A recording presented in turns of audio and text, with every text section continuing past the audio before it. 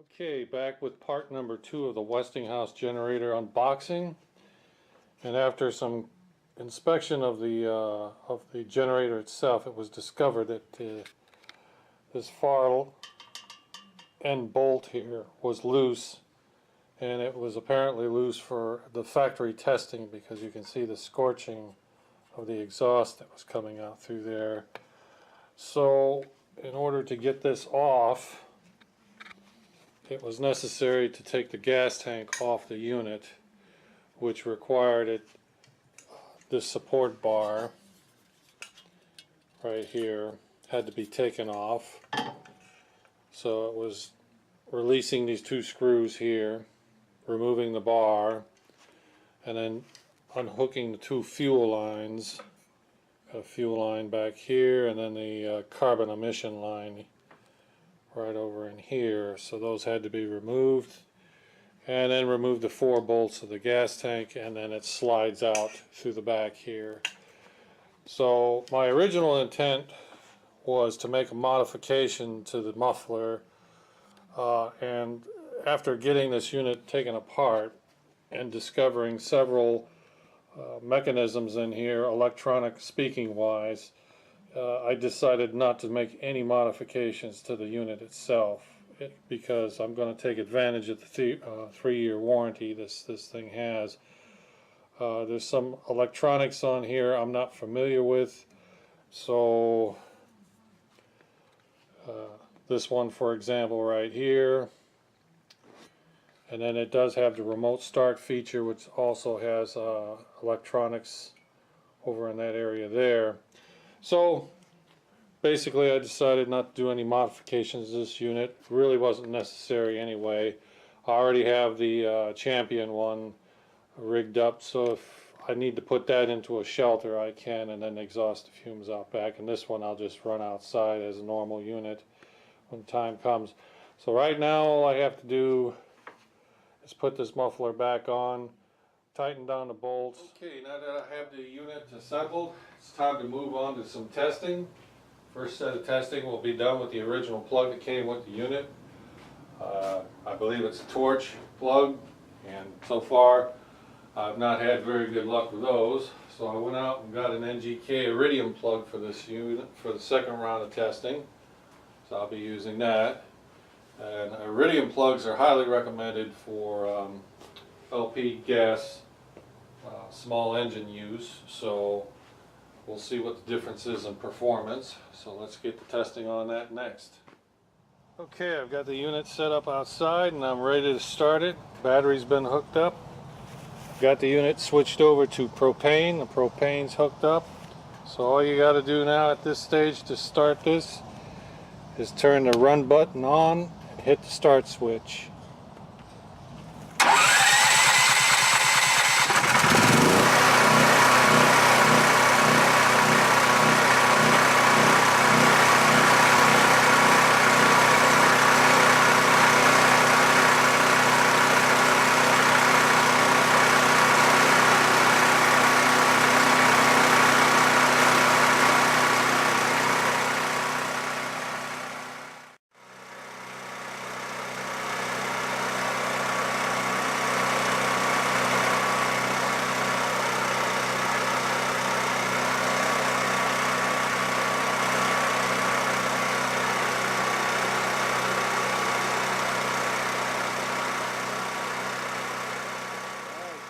Test number 2, and now I have the iridium plug in there, so we'll see if there's any major difference between this and the original plug that came with the unit.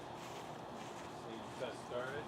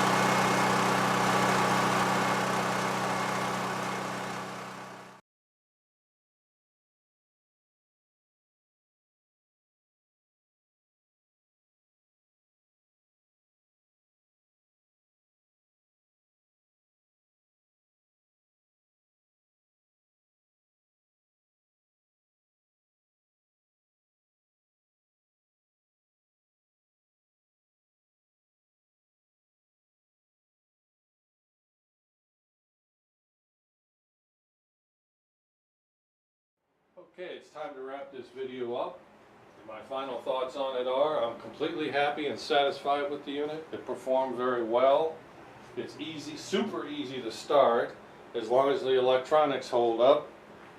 It's a pleasure to start. Just push of a button and there she goes.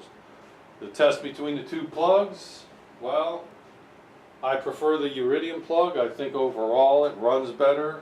The wattage is more stable. Although I noticed with the cooler plug, the torch plug, it does start a little easier with the cooler plug. But be that as it may, I'm going to stick with the iridium plug. I got a good price point on this unit. At the time I bought it, it was $849. Of course, that price has gone up. Since then, I believe it's hovering around the $950 range for the same unit now. Home Depot carries these as well as other manufacturers.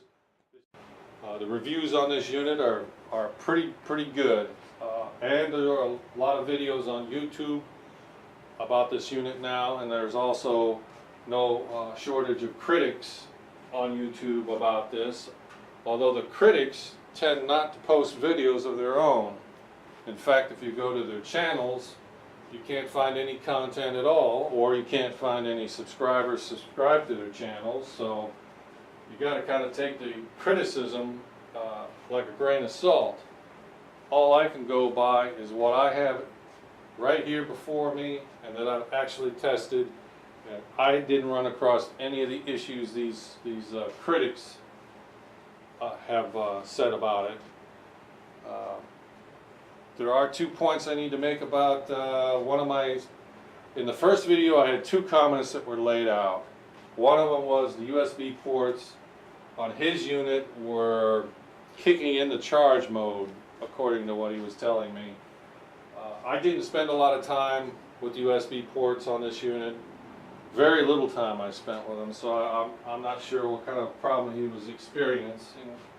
So that was the one. And then the other was somebody left a comment about, since this is an electronic start device, if the battery were to go dead, that the pull start on this probably won't work. And he's probably right. So it probably, well, in my case I bought a backup battery. So I have one fully charged in case this one does die. However, this unit does come with a trickle charger that connects right up to the control panel right there. So you can just use the battery maintainer that comes with this unit, and you really shouldn't have any troubles whatsoever. And here's a quick look at the battery maintainer when it's hooked up. It's merely a wall board that you plug in, and then you plug this into the terminal here.